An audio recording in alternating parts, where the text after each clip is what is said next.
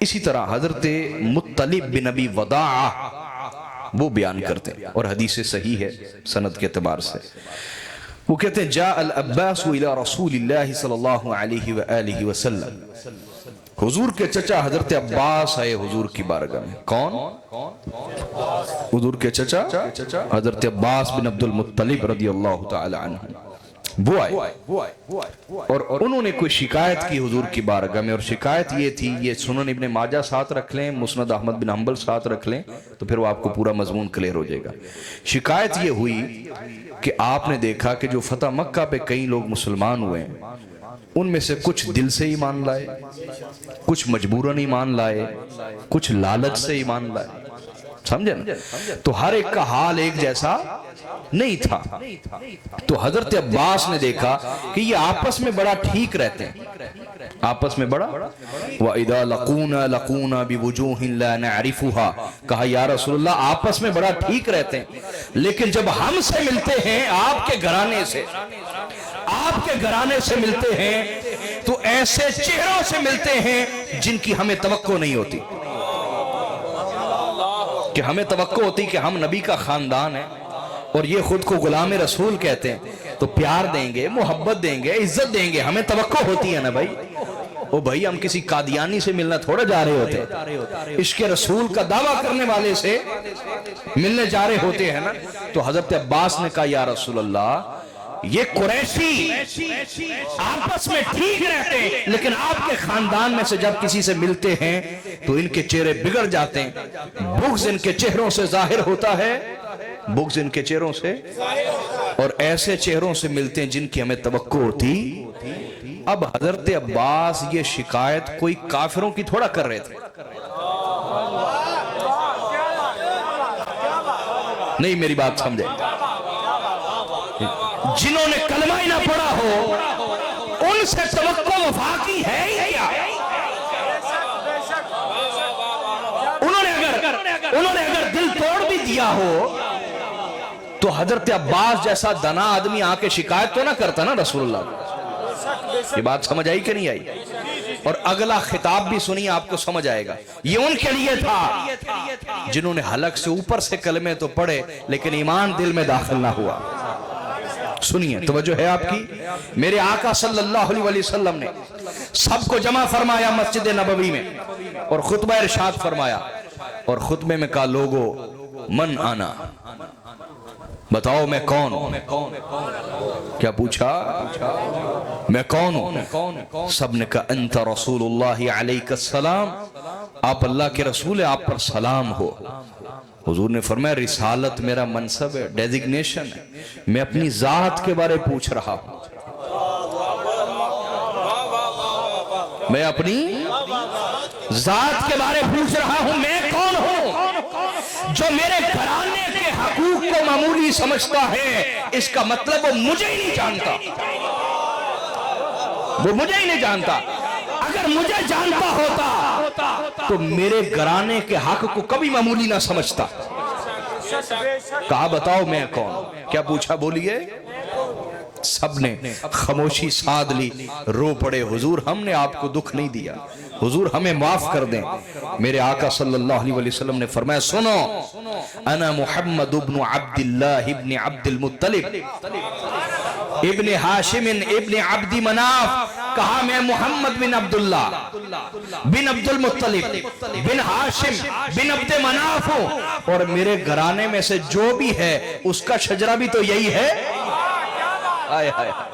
اس کا شجرہ بھی تو, جسے اس شجرے کی حیا نہیں ہے محمد بن عبداللہ بن عبد المطلب, جسے اس شجرے کی حیا نہیں اسے بعد والوں کے شجرے کی بھی حیا نہیں, اسے بعد والوں کے شجرے کی بھی حیا.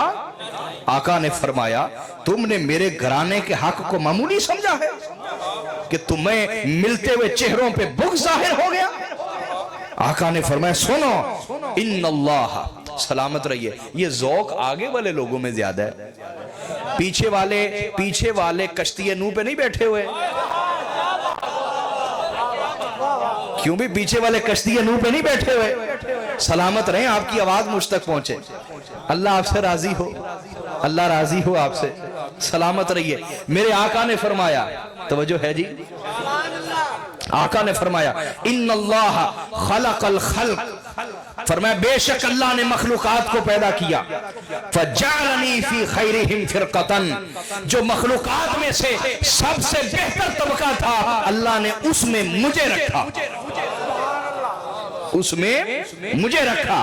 ثم جعلہم فرقتین فجعلنی فی خیرہم، یعنی اللہ تعالیٰ نے مخلوقات کو پیدا کیا، فرشتوں کو، حیوانات کو، انسانوں کو، تو انسانوں میں مجھے رکھا۔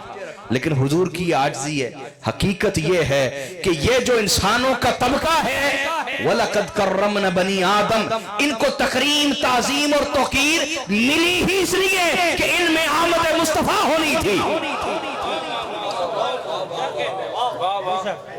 ورنہ یہ مٹی کے پتلے کی اپنی کیا شان ہے؟ یہ آمد مصطفیٰ کا صدقہ ہے، حضور کے نور کا صدقہ۔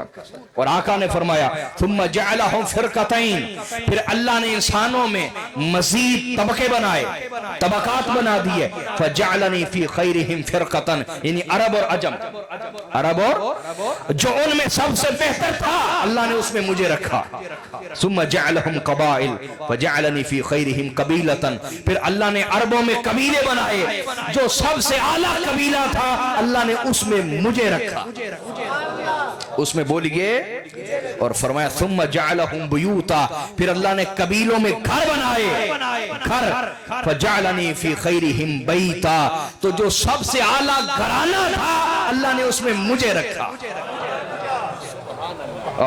وَخَيْرِهِمْ نَسَبًا، اور پھر اللہ نے نسب بنائے، جو سب سے اعلیٰ نسب تھا اللہ نے اس میں مجھے رکھا۔ اور یہ سارے بہتر اس لیے ہوئے چونکہ حضور نے ان سے گزر کے آنا تھا۔ یہ بات سمجھے یا نہیں سمجھے؟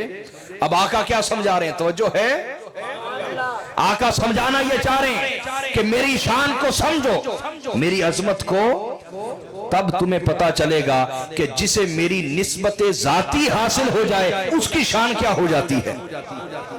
جب تمہیں میری شان کا ادراک نہیں ہوگا تو میری نسبتوں کا بھی تمہیں کوئی ادراک نہیں ہو پائے گا۔ تو آقا نے فرمایا پروردگار نے جب مخلوقات کو بنایا، ان کے طبقے کیے، سب سے بہتر طبقے میں مجھے، اس کے بعد اللہ نے عرب اور عجم بنائے، سب سے بہتر میں مجھے، قبیلے بنائے، سب سے اعلیٰ قبیلے میں مجھے رکھا، پھر گھر بنائے اور سب سے اعلیٰ گھرانے میں مجھے رکھا، پھر حسب نسب بنائے، اعلیٰ حسب نسب میں مجھے رکھا۔ حضور سمجھانا یہ چاہ رہے ہیں کہ میری شان سمجھو کہ میں خدا کے چناؤ در چناؤ در چناؤ میں سے چنا ہوا ہوں، چناؤ در چناؤ در چناؤ میں سے چنا ہوا ہوں۔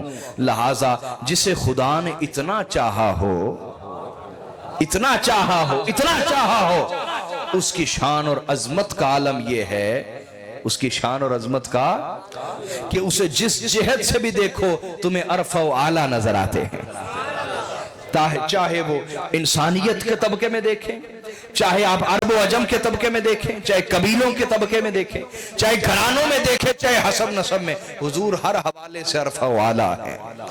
آقا سمجھانا یہ چاہ رہے ہیں کہ یاد رکھو جسے میرا حسب نسب نصیب ہو گیا تو اسے بھی تو وہی حسب نسب مل رہا ہے جو میرا حسب نسب ہے۔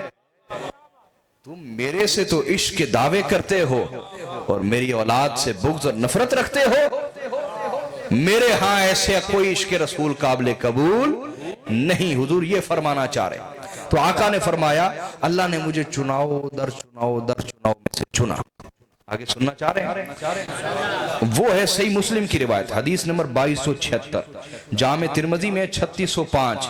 آقا نے فرمایا، آقا علیہ السلام نے ان اللہ اصطفى کنانۃ من ولد اسماعیل، کہ اللہ تعالیٰ نے تمام اولاد اسماعیل میں سے حضرت کنانہ کو چنا۔ کن کو؟ واصطفى قریشا من کنانہ، اور کنانہ کی نسل میں سے اللہ نے قریش کو چنا۔ واصطفى من قریش بنی ہاشم، اور تمام قریش میں سے اللہ نے بنو ہاشم کو چنا۔ واصطفانی من بنی ہاشم، اور سارے بنو ہاشم میں سے اللہ نے مجھ مصطفیٰ کو چنا ہے۔ دیکھا حضور کیسے چنے ہوئے ہیں؟ ویسے اگر آپ کشتی نوح والے ہیں تو آپ کو ایک خاص نکتہ نہ دوں، سمجھ آ جائے گی؟ بولیے، اللہ کی ترتیب دیکھیے، اللہ کی ترتیب دیکھیے۔ اولاد اسماعیل میں سے کنانہ، کنانہ میں سے قریش، قریش میں سے بنو ہاشم کو چنا، بنو ہاشم میں سے محمد مصطفیٰ کو چنا۔ اور میرے نبی کی ترتیب دیکھیے گا، اولاد اسماعیل میں سے کنانہ، کنانہ میں سے قریش، قریش میں سے بنو ہاشم، اور بنو ہاشم میں میرے آقا نے صرف مولا علی کو چنا۔ مولا علی کو چن لیا۔ ادھر خدا چن رہا ہے، ادھر مصطفیٰ چن رہے ہیں۔ سب سے پیار ہے میرے آقا کا، لیکن کوئی دروازے تک رک جاتا ہے، کوئی بولیے دروازے تک رک جاتا ہے، کسی کو مسجد سے ہی اجازت دے دی جاتی ہے، لیکن علی وہ ہے جو باہر بھی مصطفیٰ کے سب سے قریب ہے، گھر میں بھی مصطفیٰ کے سب سے قریب ہیں۔ کیونکہ یہ دو رشتے ایسے ہیں، اس کو خدا نے چن لیا، اس کو مصطفیٰ نے چن لیا، اس کو خدا نے اپنے لیے چن لیا، علی کو مصطفیٰ نے اپنے لیے چن لیا۔ سمجھے یا نہیں سمجھے؟ بولیے۔ اب میرے آقا نے آگے ارشاد فرمایا، توجہ ہے آپ کی دوستو، حضور نے ارشاد فرمایا والذی نفسی بیدہ، کہا مجھے اللہ کی قسم ہے۔ کیا؟ نعرہ تکبیر، نعرہ رسالت، نعرہ حیدری، نعرہ حیدری، نعرہ حیدری۔ بھائی ہم تو یہی سمجھتے ہیں قسم اسے اٹھانی پڑتی ہے جس کی بات کا کوئی اعتبار ہی نہ کر رہا ہو، یہ تو رسول ہے۔ وَمَا يَنطِقُ عَنِ الْهَوَىٰ إِنْ هُوَ إِلَّا وَحْيٌ يُوحَىٰ۔ یہاں کیا خوف اور خطرہ ہے تو حضور قسم کیوں کھا رہے ہیں؟ ہاں قسم اس لیے کھا رہے ہیں تاکہ جو ماننے والے ہیں، کیا ماننے والے ہیں، ان کے ایمان میں اضافہ ہو جائے، اور جو نہ ماننے والے ہیں اگر ماننا چاہتے ہیں تو ان کے اعتبار میں اضافہ ہو جائے۔ بس یہ حضور یہ چاہتے ہیں، ورنہ تو ہر بات سچی میرے آقا کی۔ توجہ ہے جی؟ آقا نے فرمایا والذی نفسی بیدہ، مجھے اس اللہ کی قسم ہے جس کے قبضہ قدرت میں میری جان ہے، لا يدخل قلب رجل الایمان حتى يحبهم للہ ولرسولہ ولقرابتہم منی۔ کہا مجھے اللہ کی قسم ہے جس کے قبضہ قدرت میں میری جان ہے، اس وقت تک کسی شخص کے دل میں ایمان داخل ہی نہیں ہو سکتا جب تک میرے خاندان سے اللہ کی خاطر، اس کے رسول کی خاطر اور میری رشتہ داری کی خاطر محبت کرنے نہ لگ جائے۔ اس وقت کسی شخص کے دل میں ایمان داخل ہو سکتا نہیں ہے۔ یہ حضرت عباس کے لیے اعلان کر دیا، کس کے لیے؟ لیکن میرے بھائیوں، حضرت عباس سے بھی حضور کا بڑا پیار ہے، لیکن جو ذاتی آل اولاد ہوتی ہے وہ محبت کا زیادہ استحقاق رکھتی ہے، زیادہ حق رکھتی ہے۔ سمجھے یا نہیں سمجھے؟